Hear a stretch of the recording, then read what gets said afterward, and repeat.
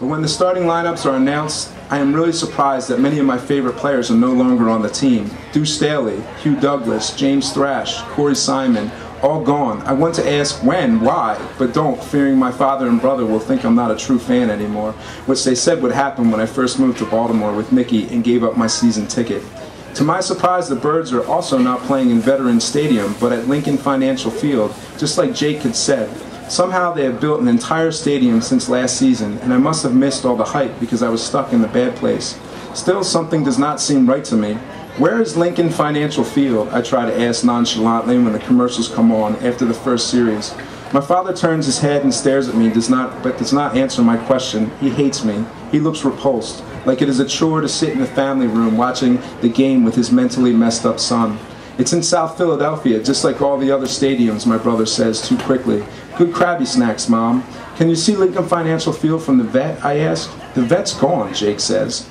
Gone, I ask. What do you mean, gone? March 21st, 2004, 7 a.m. It felt like a house of cards, my father says, without looking at me, just before sucking an orange piece of meat from a chicken bone, over 2 years ago. What? I was at the vet just last... I pause because I start to feel dizzy and nauseous. What year did you just say? My father opens his mouth to speak, but my mother cuts him off, saying, a lot has changed since you were away. Still, I refuse to believe that the vet is gone, even after Jake retrieves his laptop from his car and shows me a downloaded video of the vet being imploded. Veterans Stadium, which we used to call the Concrete Donut, falls like a circle of dominoes. Gray dust fills the screen, and it breaks my heart to see that place crumble, even though I suspect what I am viewing is a computer-generated trick.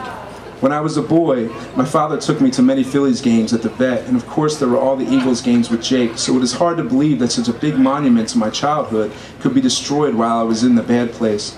The video ends, and I ask my mother if I can talk to her in the other room. What's wrong? She asked when we reached the kitchen. Dr. Patel said my new medication might make me hallucinate. Okay. I think I just saw Veterans Stadium demolished on Jake's computer. Honey, you did. It was demolished over 2 years ago. What year is it? She hesitates and then says, 2006. That would make me 34. A part-time would have been in progress for 4 years. Impossible, I think. How do I know that I am not hallucinating right now? How do I know you're not a hallucination? You're all hallucinations, all of you. I realize I am screaming, but I can't help it. Mom shakes her head, tries to touch my cheek, but I swat her hand away, and she starts crying again. How long was I in the bad place? How long? Tell me. What's going on in there? My father yells. We're trying to watch the game. Shh, my mother says through tears. How long? I yell. Tell him, Jeannie. Go ahead. He's going to find out sooner or later, my father yells from the family room. Tell him. I grab my mother's shoulders, shake her so her head wobbles all over, and yell, how long? Almost 4 years, Jake says. I look back over my shoulder and my brother is in the kitchen doorway. Now let go of Mom. 4 years? I laugh and let go of my mother's shoulders. She covers her mouth with her hands and her eyes are full of pity and tears. Why are you guys playing jokes on? I hear my mother scream. I feel the back of my head hit the refrigerator and then my mind goes blank. I fear him more than any human being. After I returned to New Jersey, I thought I was safe because I did not think Kenny G could leave the bad place, which I realize is silly now because Kenny G is extremely talented and resourceful and a powerful force to be reckoned with. I have been sleeping in the attic because it is so ferociously hot up here. After my parents go to bed, I climb the stairs, turn off the ventilation fan, slip into my old winter sleeping bag, zipper it up so only my face is exposed, and then sweat away the pounds. Without the ventilation fan running, the temperature climbs quickly, and soon my sleeping bag is drenched with perspiration, and I can feel myself getting thinner. I had done this for several nights, and nothing strange or unusual happened at all. But in the attic tonight, I'm sweating and sweating and sweating, and through the darkness, suddenly I hear the sexy synthesizer chords. I keep my eyes closed but hum a single note, silently trying to count to 10, knowing that I'm only hallucinating like Dr. Patel said I might. But Kenny slaps me across the face, and when I open my eyes, he is in my parents' attic. His curly mane of hair haloed like Jesus, that perfectly tanned forehead, that nose, that eternal 5 o'clock shadow and sharp jawline. The top 3 buttons of his shirt are undone so that you can see a little chest hair. Mr. G might not seem evil, but I fear him more than any human being. How? How did you find me? I ask him. Kenny G winks at me and then pulls his gleaming soprano saxophone and puts it to his lips. I shiver even though I am drenched in sweat. Please, I beg him, just leave me alone. But he takes a deep breath and his soprano sax starts to sing the bright notes of Songbird, and immediately I'm upright in my sleeping bag, repetitively slamming the heel of my right hand into the little right scar above my right eyebrow, trying to make the music stop. Kenny G's hips are swaying right before my eyes. With every brain jolt, I'm yelling, "Stop, stop, stop, stop." The end of his instrument is in my face, pounding me with smooth jazz. I feel the blood rushing to my forehead. Kenny G's solo has reached a climax. Bang, bang, bang, bang.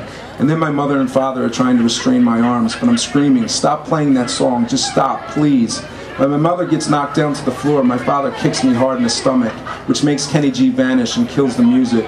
But when I fall back grasping for air, Dad jumps on my chest and punches me in the cheek, and suddenly my mom is trying to pull Dad off me, and I'm sobbing like a baby. My mother is screaming at my father, telling him to stop hitting me, and then he's off me, and she's telling me everything is going to be okay, even after my father has punched me in the face as hard as he could. "That's it, Jeannie. He's going back to the hospital tomorrow morning, first thing," my father says, and then stomps down the stairs. I can hardly think, I'm sobbing so loudly. My mother sits down next to me and says, "It's okay, Pat, I'm here." I put my head in my mother's lap and cry myself to sleep as Mom strokes my hair. When I open my eyes, the ventilation fan is back on. The sun is streaming through the screen in the nearest window, and Mom is still stroking my hair. "How did you sleep?" she asked me, forcing a smile. Her eyes are red and her cheeks are streaked with tears. For a second, it feels nice to be lying next to my mom, the weight of her small hand on my head, her soft voice lingering in my ear.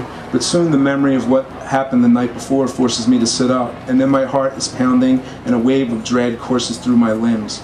"Don't send me back to the bad place. I'm sorry, please," I beg her, pleading with everything I have, because that's how much I hate the bad place and pessimistic Dr. Timbers. "You're staying right here with us," Mom says, looking me in the eyes like she does when she's telling the truth, and then she kisses me on the cheek.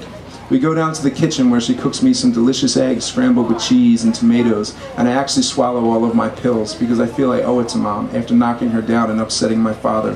I am shocked when I look at the clock and see that it is already 11 a.m., so I start my workout as soon as my plate is clean, double timing everything just to keep up with my routine. Thank you.